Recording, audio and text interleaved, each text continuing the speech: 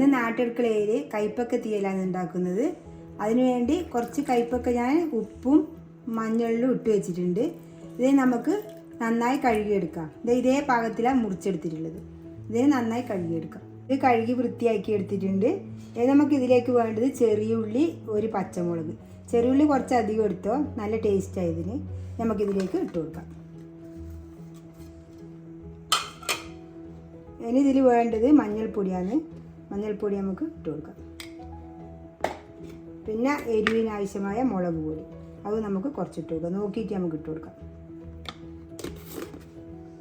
ഇനി ഇതിൽ ആവശ്യത്തിന് ഉപ്പും ചേർത്ത് നമുക്ക് കുറച്ച് വെള്ളവും ചേർത്ത് വേവിച്ചെടുക്കാം. ഇതിലേക്ക് വെള്ളം ചേർത്ത് കൊടുക്കാം. ഇനി നമുക്ക് അടുപ്പിൽ വെച്ച് വേവിച്ചെടുക്കാം.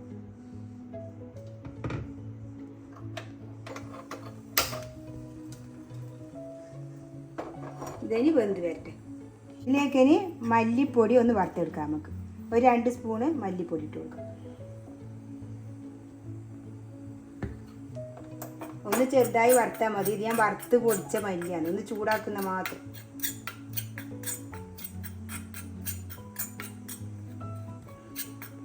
ഇത് ചൂടാക്കി എടുത്തിട്ടുണ്ട്. നമുക്ക് ഈ അടുപ്പിൽ തന്നെ തേങ്ങ വറുക്കാനുള്ള ചീനച്ചട്ടി വെച്ച് കൊടുക്കാം. ഇതിന് മാറ്റി വെക്കാം. ഇതിലേക്ക് കുറച്ച് വെളിച്ചെണ്ണ, അധികം വെളിച്ചെണ്ണ വേണ്ട, കുറച്ച് വെളിച്ചെണ്ണ അത്ര മതി.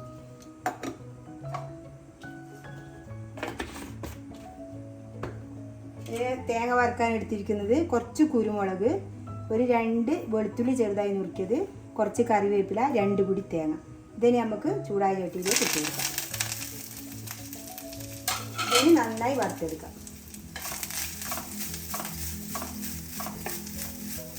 തേങ്ങ വറുത്തിട്ടായിട്ടുണ്ട്. ഇതേപോലെ നല്ല ബ്രൗൺ കളറാകുന്നേരം നമ്മൾ വറുത്തെടുക്കണം. ഇത് ഇരുമ്പിൻ്റെ ചീനിച്ചിട്ടായതുകൊണ്ട് ഇതിൽ നിന്ന് കുറച്ചുകൂടി ആവും. ഇനി ഇത് തണ്ണിട്ടാകുമ്പോൾ അരച്ചെടുക്കാം. എന്നുവെച്ചാൽ ഈ മല്ലിപ്പൊടി നമുക്ക് അതിലിട്ടിട്ട് അരച്ചെടുക്കാം. നമ്മൾ മല്ലിപ്പൊടി എപ്പോഴും ഇല്ലേ വേറെ തന്നെ ഇങ്ങനെ ചൂടാക്കുന്നതല്ലേ ഇതിലിട്ടിട്ട് ഇതാക്കുന്നതിനേക്കാളും. അപ്പോൾ വേറെ തന്നെ ചൂടാക്കുമ്പോൾ അതിൻ്റെതായ ഒരു ടേസ്റ്റ് വേറെ തന്നെയുണ്ട്. അപ്പോൾ ഇത് രണ്ടും ഞാൻ തണ്ണിട്ടാകുമ്പോൾ അരച്ചിട്ട് കാണിക്കാം. അപ്പോഴേക്കും നമ്മളെ കയ്പക്ക വെന്ത് വരട്ടെ. വെന്തോ നോക്കാം. നമ്മളെ കയ്പക്ക വെന്തിട്ടുണ്ട്. നമുക്കിതിലേക്ക് ഇതിനാവശ്യമായ പുളിവെള്ളം പിഴിഞ്ഞെടുക്കാം.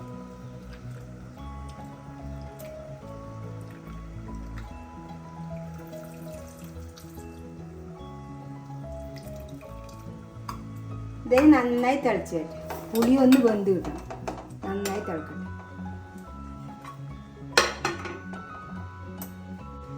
നമ്മളെ കയ്പക്കയും പുളിവെള്ളം നല്ലോണം തിളച്ച് വന്നിട്ടുണ്ട്. നല്ല പിടിച്ച് പുളി കയ്പക്കത്ത്. അപ്പോൾ ഇനി നമുക്ക് അരച്ച് വെച്ചത് ഇതിൻ്റെ അകത്ത് കലക്കി കൊടുക്കാം. നല്ലോണം അരയണം.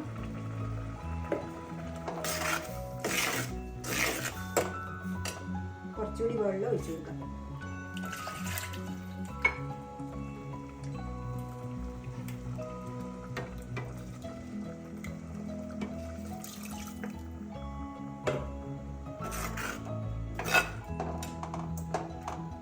ഈ സമയത്ത് നമുക്ക് ഉപ്പ് വരുമല്ലോ നോക്കാം. ഉപ്പ് കുറവുണ്ട്.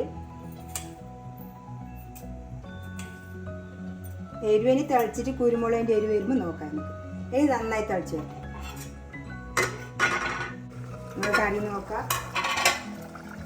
കറി നന്നായി തിളച്ച് വന്നിട്ടുണ്ട്. ഇനി നമുക്ക് ഇത് വാങ്ങുക. ഇതിലേക്ക് നമുക്ക് കുറച്ച് കറിവേപ്പില ഇട്ട് കൊടുക്കാം. ഇത് ഇറക്കി വെക്കുന്നുണ്ട്. ഇനി നമുക്കിതിൽ കടുക് വറുത്ത് കൊടുക്കാം. കുറച്ച് എണ്ണ ഒഴിച്ച് കൊടുക്കാം. ഇനി ഇതിലേക്ക് നമുക്ക് കടുക് ഇട്ട് കൊടുക്കാം. ഒരു വറ്റൽ മുളക് മുറിച്ചിട്ട് കൊടുക്കാം.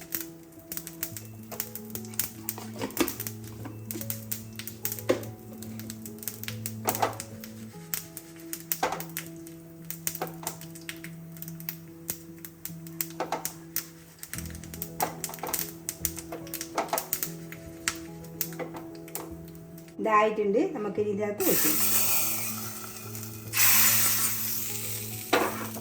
ഇനിയിത് കുറച്ചുകൂടി കൊഴുത്ത് വരും ചട്ടിയിലായതുകൊണ്ട്. ഇത് നല്ല എന്താ പറയണ്ട അത്രയ്ക്ക് ടേസ്റ്റുള്ള ഒരു കറിയാണ് ഇത് പഴകും തോറും നല്ല ടേസ്റ്റ് ഉണ്ടാവും. ഇന്ന് വെച്ചാൽ നമ്മൾ നാളെയൊക്കെ നല്ല ടേസ്റ്റ് ഉണ്ടാവും ചട്ടിയിൽ വെച്ചിട്ടാകുമ്പോൾ. ഇത് നല്ല ടേസ്റ്റുള്ള ഒരു കറിയാണ്, കൂട്ടാതെ ആളും കൂട്ടും, കയ്പും ഒന്നുമില്ല. എൻ്റെ വീഡിയോ ഇഷ്ടപ്പെട്ടിട്ടുണ്ടെങ്കിൽ ലൈക്ക് ചെയ്യുക, ഷെയർ ചെയ്യുക, സബ്സ്ക്രൈബ് ചെയ്യുക.